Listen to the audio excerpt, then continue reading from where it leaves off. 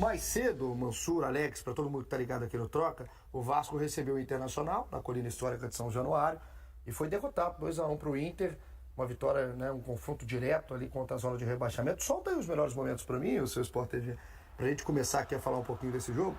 Daqui a pouquinho tem Paulo César de Oliveira também para falar de arbitragem, mas para falar do jogo, Mansur, é um Vasco que hoje, no primeiro tempo, principalmente, deixou uma impressão terrível para o seu torcedor, né? 10 minutos que parecia estar com o controle do jogo, mas desde o gol sofrido, um time que sucumbiu. Especialmente após o gol, o Vasco teve muita dificuldade de competir no jogo.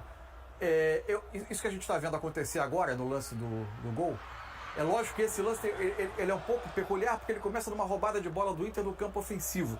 Mas o Vasco não conseguiu achar em momento algum o movimento do Alan Patrick. Mas mais do que isso, o Ramon Dias faz uma opção para começar o jogo com a mesma escalação do jogo do Flamengo, mas com mudanças de posicionamento.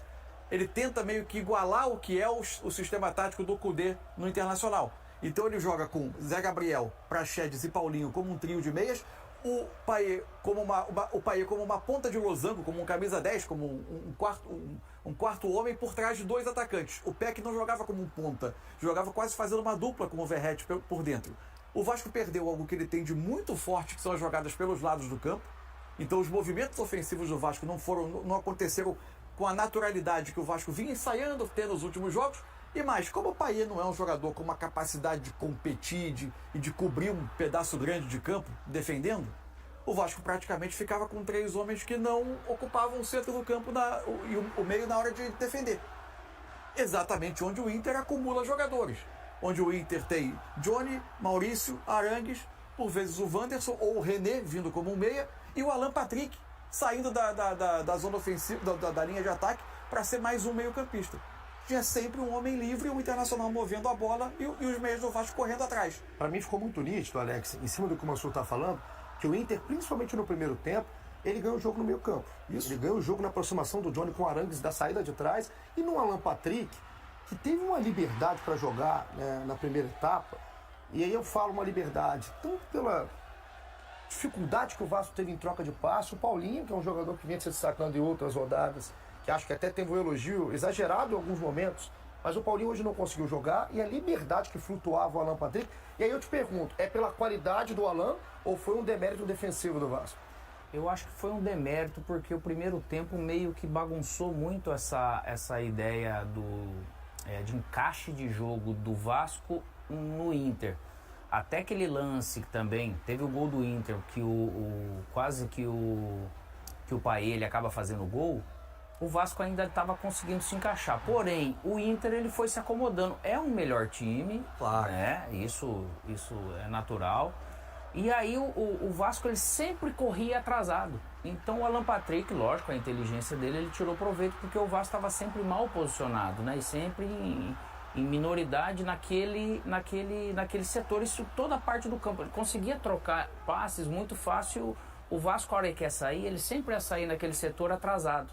E o Inter conseguia ter 2 jogadores até às vezes a mais, né, naquele setor. E isso vai te desgastando, que você corre errado. Tanto que deu um desespero. Sempre atrasado. No Praxedes aqui de vir conversar, porque o Praxedes tinha que uma hora pegar aqui aberto, depois o Paulinho tinha que abrir e ficava muito escancarado. O Inter sempre com 4 no mínimo no meio de campo e o Vasco com 2. E num excesso de cruzamento no jogo de hoje, né, mais de 40 bolas na área, que eu acho que, Mansur, escancara a falta de criatividade do Vasco, a dificuldade de competir. E ainda, mesmo com essa dificuldade, no segundo tempo, o Ramon volta com o Peck pela direita, o Payet pela esquerda, um trio de meias, aproxima um pouco o Vasco do que é o jogo mais natural dele. Só que o Vasco, no momento que o Verratti tem uma chance, em que faz o Rocher faz uma grande defesa, na volta da bola, tem o contra-ataque, o Léo se equivoca, acaba saindo o gol do Ener Valencia do 2-0. Ele ainda coloca 2 pontos, coloca o Eric Marcos no jogo, fica com 2 jogadores abertos, e o Vasco consegue algumas combinações pelo lado, que é o que o Vasco está acostumado a fazer. E o Vasco é perigoso quando faz isso, porque tem um jogador com muita presença de área, que é o Verratti, para aproveitar esses cruzamentos. Tanto que ainda saiu o gol do Alex Teixeira e teve E os 3 caras de meio campo, eles estando mais por dentro, eles facilitam realmente esse volume de jogo para essa bola chegar. Então ali que ele conseguiu, de repente, competir um pouco mais. Mas é lógico, o Inter pegou o controle do jogo, estava esperando, o Vasco não teve a sua melhor posse de bola hoje, porque realmente o Paulinho não fez um bom jogo. O Zé também, né? Enfim, acabou desconstruindo aquilo. A entrada do Eric, eu achei um jogador super interessante, porque ele conseguia, ele é muito bom no 1 para 1. Então o Vasco tinha um volume maior, muito mais com bolas cruzadas. Porque o primeiro tempo o Payet não pegou na bola, né? Que acabou ficando sem função para marcar e com a bola também não. E por isso o Inter acabou sendo melhor. E o Inter sempre cai com as substituições, só esse detalhe, né? Não, sempre. É impressionante. Sempre. De um tempo para o outro é gritante, né? Como é que muda o time do Cudê. Vamos falar de arbitragem também? Volta aqui o Paulo César de Oliveira. Arbitragem hoje, PC, em São Januário, do Luiz Flávio de Oliveira, com a Nilce Inês Bach e com o Marcelo Vangas. A gente tem vários lances, PC, separados aqui para você. Vamos acelerar aqui. Começando com o primeiro impedimento do Valência. Bem marcado, estava impedido. Vamos nessa. O que eu quero chamar a atenção é que a Neuza acabou marcando o impedimento no primeiro momento, e na câmera de impedimento a gente vai ver que era um lance muito ajustado. E como o Ener Valencia estava correndo em direção ao gol adversário, olha só, ela deveria ter feito o delay, né, que a gente fala, deveria ter esperado a jogada concluir para só depois levantar a bandeira, porque era um impedimento muito ajustado. Pela câmera de impedimento que eles usaram, fiquei até com uma impressão ali que poderia ser uma mesma linha. Então eu acho que ela deveria ter feito o delay da bandeira, porque além do Léo, tem um jogador na parte de cima também, o Medel, no momento do toque, e ela acabou marcando no primeiro momento. O impedimento que a gente defende ser marcado em campo é aquele impedimento claro, quando o jogador está claramente mais de 1 metro em posição de impedimento. Lance ajustado como esse tem que esperar a jogada concluir para dar a possibilidade do VAR corrigir um possível equívoco. Vamos para mais um lance de impedimento. Pensei que é o lance anulado, né? Do gol do Valência, depois de uma boa defesa do Léo Jardim. Esse pareceu impedido de fato, né?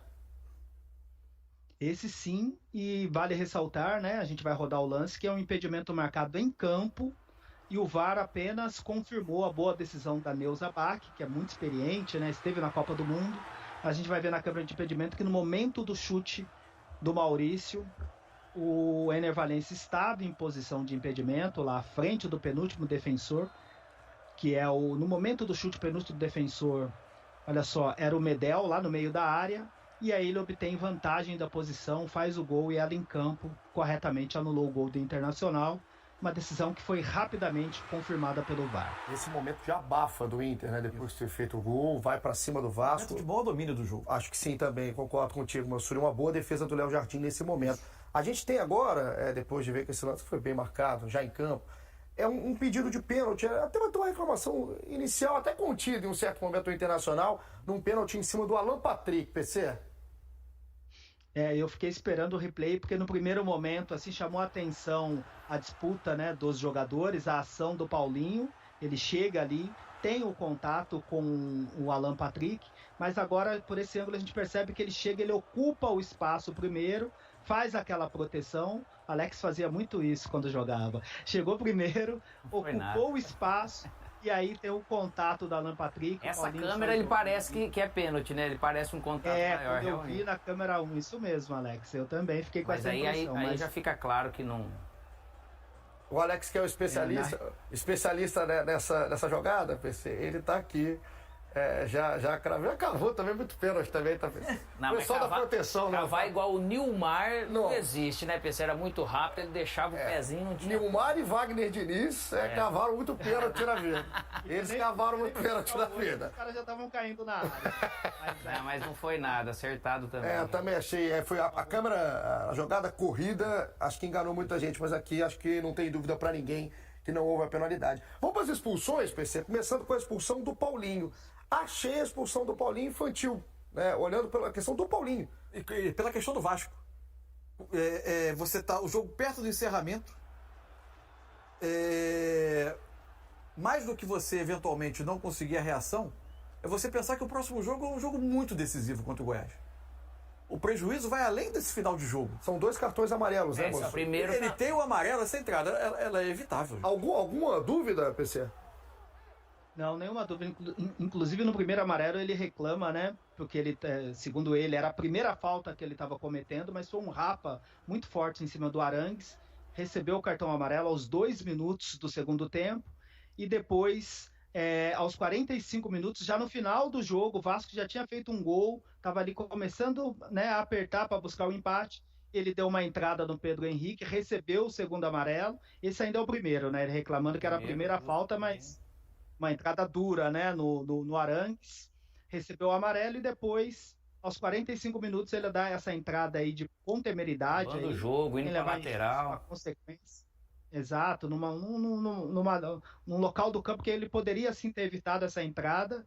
E ele que já estava pendurado, tinha recebido o terceiro cartão amarelo, foi expulso, vai cumprir a suspensão automática e voltar pendurado. Ele sim foi bem expulso. Agora, a do Eric Marcos, lembrando aqui o Mansur, né, falou, um jogo importantíssimo pro Vasco desfalque, um confronto diretaço. Não se sabe se o Marlon Gomes volta. Também é outro que pode ser desfalque. Agora, essa expulsão do Eric Marcos, ela eu achei rigorosa demais, PC. De acordo. Ela tem debate sim. Ele recebeu o primeiro amarelo aos 42 minutos do segundo tempo, por essa entrada no Igor Gomes, cartão bem aplicado. E depois, aos 49, já no finalzinho do jogo, após a expulsão do Paulinho, ele teve essa disputa com o Depena e o Luiz Flávio acabou mostrando o segundo cartão amarelo e aplicando o vermelho. Mas no meu entender, essa entrada do Marcos, do Eric Marcos, ele vai buscando a bola, é meio que imprudente, ele chega atrasado na jogada e acaba tendo contato ali com o Depena, que já tinha tocado na bola, mas eu achei um tanto exagerada a expulsão. Acho que daria para administrar sim, porque ele vai visando a bola, chega um pouco atrasado, mas para mim é uma falta muito mais de imprudência do que temeridade, sem levar em conta o risco para o adversário, e eu acho que daria para ficar só na marcação da falta, sem a necessidade. Olhando assim rapidamente, parece que ele chega para dar um pontapé, mas a ação dele era tentando visar a bola, chegou um pouquinho atrasado, de maneira imprudente. Eu acho que só a marcação da falta seria suficiente, sem a aplicação do segundo amarelo e, consequentemente, a expulsão. Foi rigoroso, Luiz Flávio. Estou contigo nessa aí, acho que não tinha o porquê do segundo amarelo, o Depena valoriza, igual o Alex fazia em campo, e acabou causando a expulsão aí do Eric. PC, obrigado, hein, pelas informações. Ô, Mansur, achei um golaço do Inter. Sim, na bola do Alan Patrick, ali pro Maurício. Você tem uma análise pra gente aí do lance? Vamos lá. São duas situações. Primeiro, esse lance do gol, vamos logo soltando aqui. Ele acontece quando o Vasco saindo jogando, né? O Wanderson aqui veio fazer a marcação em cima do Paulo Henrique. Percebe encaixado, isso. Né, E o René fazendo isso mais à frente com o Paulinho para tomar a bola. Aí acontece o desarme, e aí tudo bem que aqui taticamente isso vai se repetir em alguns momentos, que é o Alan Patrick nessa zona do campo quase sempre solto, mas o que eu quero chamar a atenção agora é o seguinte, vou até botar uma lupa, perdão, como ele retarda o tempo do passe para pegar o Maurício. Ele dá uma esperada e aí ele faz o passe. Ele dá uma marcada. Ele atrasa um tempo. Isso, né? a gente vai ver agora com a câmera mais aberta, como ele acaba dando o passe do tempo exato para a infiltração do Maurício. Ele dá uma travadinha no gramado e depois ele acha o Maurício. Esse é o detalhe técnico do gol que eu achei muito interessante, a forma como ele retarda o momento do passe para dar o passe do tempo. E a leitura certo. Do Maurício de, Alan tá com a bola, eu vou no espaço. Isso. E o espaço estava marcado, só que ele embalado daquele jeito para a defesa é muito difícil. E um jogador desse com esse espaço, né, esse tempo para pensar em retardar o movimento, aí é letal, né, Alex? É letal. E outra, você vê, o Zé ele tinha que sair lá, né? Porque teve a roubada de bola, o Praxedes aqui ele tá distante, mas é porque ele estava já numa saída de bola, ele não conseguia chegar. E o Alan Patrick, se der essa brecha da inteligência, você pode ver que ele vai num contramovimento do volante sempre. E aí depois se desenhou, e a execução só se fosse com essa genialidade. Né? Exatamente. E agora, só pra gente dar uma olhadinha no que a gente estava falando sobre a forma de marcar do Vasco e como o Inter aproveitou. Aqui a jogada tá com o Inter e aqui a gente tem claramente como o Vasco defendia, né? Ainda no primeiro tempo, né? Ainda no primeiro tempo. Isso já após 1-0. Aqui e o losango do Vasco com os dois atacantes à frente. E um problema, acrescentando já na imagem, é que você vê esses três, os três volantes que estão aqui, você pode fazer um 4-1-4 mais um. Só que ali do jeito que eles estão com três, tem a beirada para vir.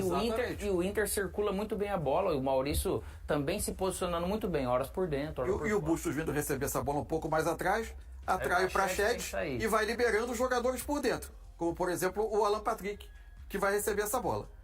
Aqui o Peck não marca ninguém isso. Marca ele. E aqui tem sempre, de novo, os dois atacantes atraídos atrás, essa bola vem no Bustos, Já vem saindo atrasado de novo. já veio o Praxedes atrasado e o Alan Patrick sempre livre. Sempre tem um homem livre. Muito boa a imagem. Aqui o Alan Patrick vai girar essa bola. Por que eu separei esse lance? Ele vai terminar numa falta, tá? Vai ter uma falta. Eu vou adiantar porque esse lance ele vai terminar numa jogada relevante pro jogo. Só adiantando, tá aqui o Luiz Flávio anotou a falta. O Inter de novo vai fazer o mesmo movimento. Essa bola vem atrás. Vai lá para atrair a marcação. Os dois atacantes do Vasco. Só que agora vai atrair o Paulinho no René. Esvaziando ainda mais o meio. O que não deve Vasco, acontecer, né? Principalmente se vir atrasado. O René vai virar um meia. Por quê? Quem está aberto como se fosse um lateral abrindo o campo é o Wanderson. E o René vai virar o quarto meio-campista por dentro, fazendo com que outros jogadores do Vasco precisem sair em cobertura. Aqui o Zé Gabriel já ficou também para trás. E, de novo, o Alan Patrick solto numa zona. Você vê, numa dessa, o Zé ele pode muito bem estar mais atento no Alan Patrick. O Inter como meio-campista, já que o René jogava nesse momento quase vindo por dentro como meia, você tem 5 jogadores do Inter em superioridade com o meio do Vasco. Com o detalhe que o Alan Patrick, a defesa do Vasco vai fazer um movimento para defender a área e o Alan Patrick vai ficar solto nessa zona do campo. Aí o Praxedes precisou cobrir o meio, ficaram 2 jogadores do Inter pelo lado sobrando. Sempre tem um homem livre. Às vezes 2, né? Ou 2. E esse lance termina no gol anulado. Por questão de milímetro, essa superioridade do Inter no meio não gera o segundo gol do Inter. A imagem ela fica bem clara. O Inter vai balançando e procura deixar sempre o Alan Patrick ali. Você vê o Inter sempre bem posicionado. É um movimento O coordenado. Vasco mal posicionado. E correndo atrasado porque saiu perdendo. Não é à toa, a gente não viu uma vez acontecer. Né? Nessa jogada aconteceram 2, 3 vezes e ao longo do primeiro tempo isso ditou porque o time. mesmo que tivesse o Peck, o Payet e o Verratti por dentro, eu não posso. Os 3 eles estavam sempre muito próximos. E outra, caminhando. Eu posso distribuir melhor praticamente esses 3 então por dentro para esses caras 2 quando abrirem, esse terceiro ele marca pela frente, né? E só um detalhe muito rápido. Além do Payet ser um jogador que não é um jogador de recomposição tão rápida, o Peck na dupla de ataque, o Peck ficava mais pro lado direito. Como o Bustos é o lateral que passa muito mais do que o René que inicia a jogada, quase sempre o Praxedes é que precisava ir atrás do Bustos, porque o Peck estava na dupla de ataque mais do lado direito, muito distante dessa jogada. E o Vasco estava sempre em inferioridade. E outra coisa, quando o Vasco ataca, você vai jogar contra esse Inter, que tem um atacante que é uma característica especial para todo mundo, que é a velocidade do Enner. Então, normalmente, eu vou soltar os 2 laterais, eu vou ter 2 para um atacante. A princípio, normal. Só que o Vasco também, quando estava atacando, até nesse meio que era a questão do Zé ficar sozinho ali, o Praxedes muito aberto, o Paulinho, e não tendo uma boa posse de bola, naturalmente o Zé, em vez dele sair, ele teria que ficar em cima do Alan. Ele queria sair atrasado, realmente, para você pegar um contra-ataque do Enner contra qualquer dos 2 zagueiros que qualquer time tenha, ele vai realmente ter vantagem. Ó, 00:39, mais um break, mais uma rápida parada aqui no Troca de Passes. Você gosta, né, monstro? Na volta a gente vai...